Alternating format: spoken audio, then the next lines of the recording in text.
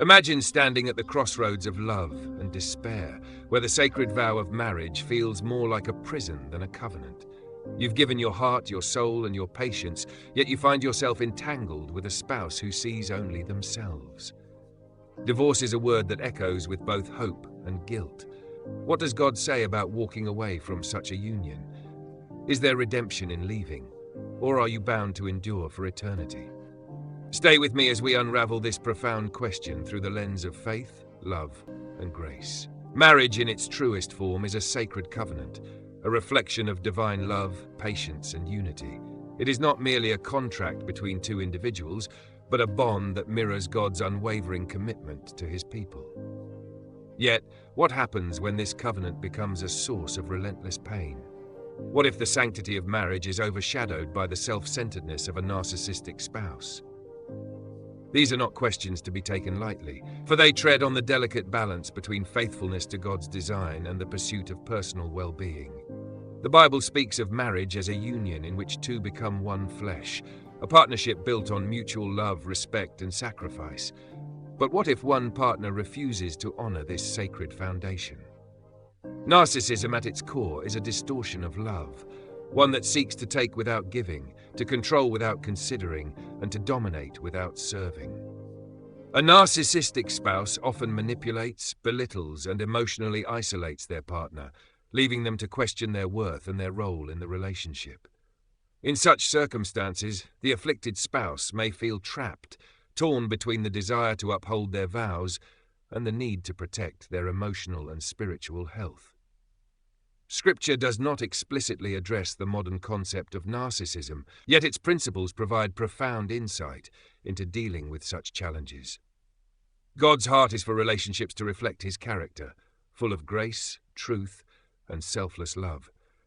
When these elements are absent, and a spouse consistently acts in ways that harm and dehumanize, it raises serious questions about the validity of the union as God intended it.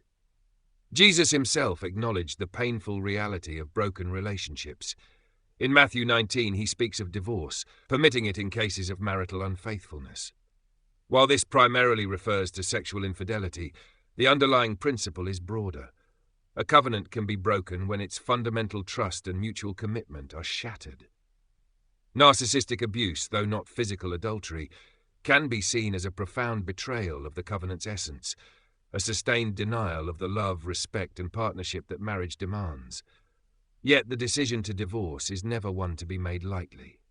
It requires deep reflection, prayer, and discernment. God's grace does not condemn those who seek freedom from oppressive circumstances. Instead, it offers healing and restoration. The journey may be fraught with guilt and doubt, but God's love is steadfast, extending compassion to those who wrestle with such weighty choices. In navigating this path, the support of a faith community and wise counsel is invaluable. It is through the fellowship of believers and the guidance of Scripture that one can discern God's will amidst the turmoil. Ultimately, God desires wholeness, for individuals and for relationships. If remaining in a marriage means enduring ongoing harm that erodes the image of God within you, then stepping away may not be an act of rebellion, but one of courage and trust in his redemptive plan. When faced with the turmoil of a marriage to a narcissistic spouse, the heart naturally seeks clarity, solace, and direction. The Scriptures call us to bear with one another in love, to forgive as we have been forgiven, and to extend grace even when it feels undeserved. But does this mean enduring a relationship that consistently drains the soul and diminishes the spirit? To answer this, we must explore the balance between sacrificial love and the dignity that God bestows upon every individual. Narcissism often thrives on control, manipulation, and a relentless focus on self. A narcissistic spouse may twist the truth, deny accountability, and demand unyielding loyalty, all while offering little in return. Over time, this dynamic can erode the very essence of the other partner's identity, leaving them emotionally depleted and spiritually disoriented. The question then arises, is this the life God intended when he designed marriage as a reflection of his covenantal love?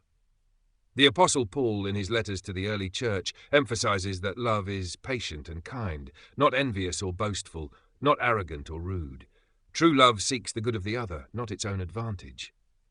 In a marriage where narcissism reigns, these qualities are conspicuously absent. Instead of mutual edification, there is exploitation. Instead of humility, there is pride. Such a relationship not only fails to mirror God's love, but actively distorts it, making it a source of pain rather than a channel of His grace. God's concern for the oppressed and downtrodden is a consistent theme throughout Scripture. He hears the cries of the broken-hearted and draws near to those crushed in spirit. This divine compassion extends to those trapped in marriages that are abusive, whether emotionally, spiritually, or physically. While the Bible upholds the sanctity of marriage, it also upholds the sanctity of the individual. A marriage that consistently violates the dignity and worth of one spouse through narcissistic abuse is a perversion of God's design. The path forward for someone in such a situation is rarely clear-cut. It requires discernment, prayer, and often the wisdom of trusted advisors. God's word encourages believers to seek counsel and to lean not on their own understanding, but to trust in Him.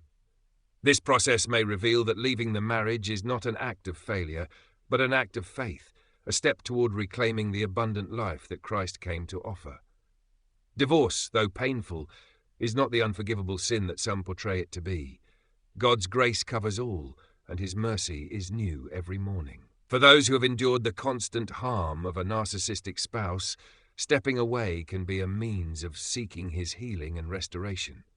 It is not a decision to be made lightly, but neither should one feel condemned for choosing a path that prioritizes their well-being and the flourishing of their faith.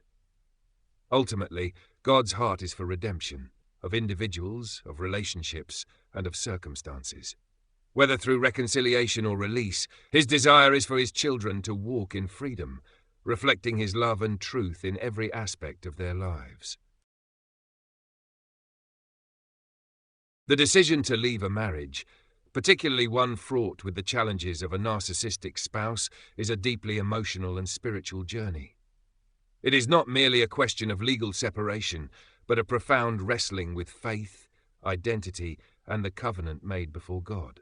For many, the question is not just whether they can leave, but whether they should, and whether doing so aligns with God's will and His greater plan for their lives.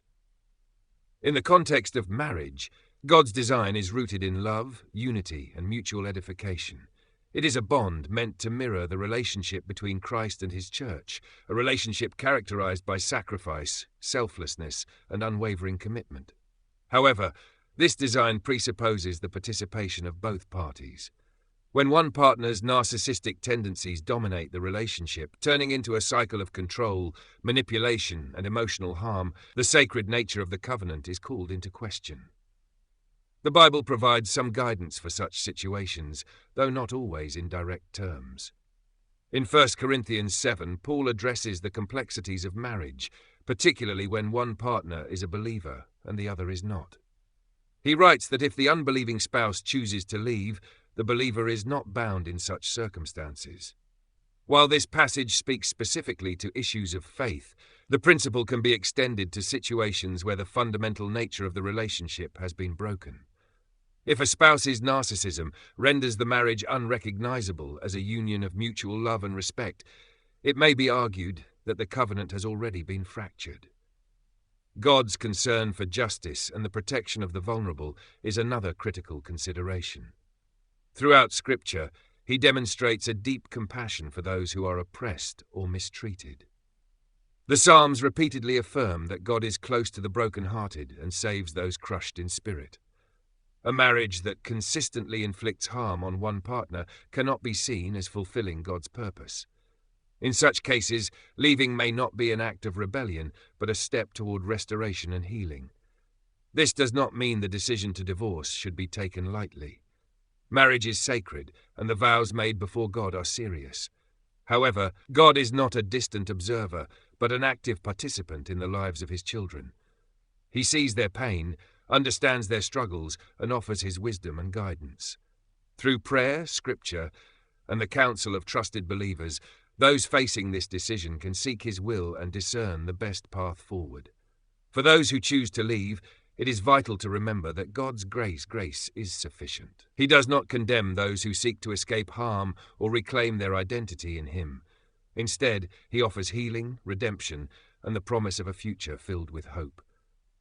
Divorce, while painful, is not the end of God's work in one's life. It can be the beginning of a new chapter, one where his love and faithfulness shine even brighter.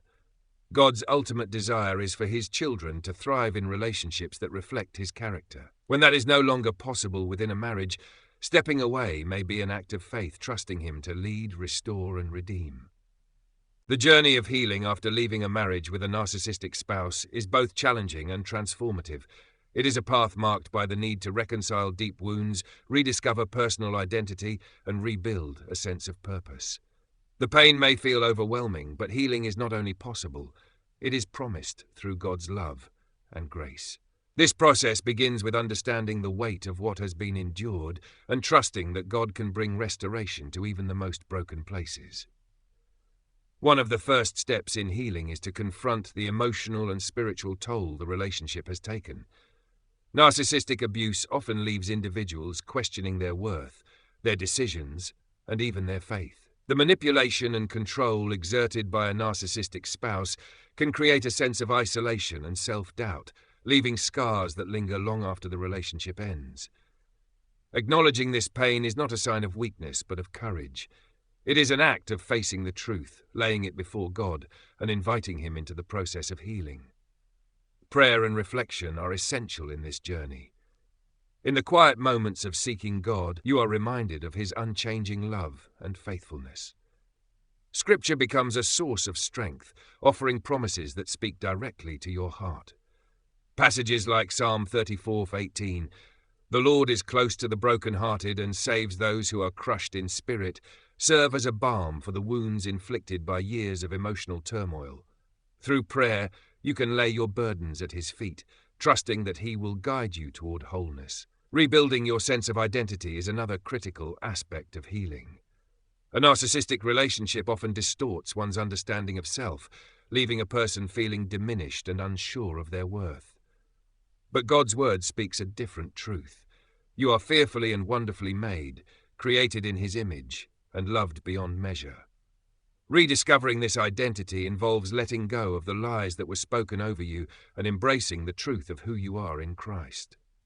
This may take time, but each step forward is a victory. Seeking support from others is equally important. Healing is not meant to be a solitary journey. Trusted friends, family members, and faith communities can provide encouragement, perspective, and accountability. Professional counseling, especially from those trained in dealing with narcissistic abuse, can offer valuable tools to help untangle the complex emotions and patterns that have taken root. These relationships remind you that you are not alone and that there is hope beyond the pain. Forgiveness is a significant milestone in the healing process, though it is often misunderstood. Forgiveness does not mean condoning the harm done or forgetting the pain. Instead, it is an act of releasing the burden of bitterness and entrusting justice to God. Forgiveness is not for the abuser's benefit, but for your freedom, allowing you to move forward unshackled by anger or resentment. Finally, healing involves rediscovering joy and purpose. A narcissistic marriage often suppresses dreams, passions, and personal growth. In the aftermath, there is an opportunity to reconnect with the gifts and callings God has placed in your life. Whether it's pursuing a passion, investing in relationships, or deepening your faith, these steps help rebuild a life that reflects God's goodness and grace. The road to healing is not without its challenges, but it is a journey worth taking. God's promise to bring beauty from ashes and to restore what has been lost is as true today as it has ever been.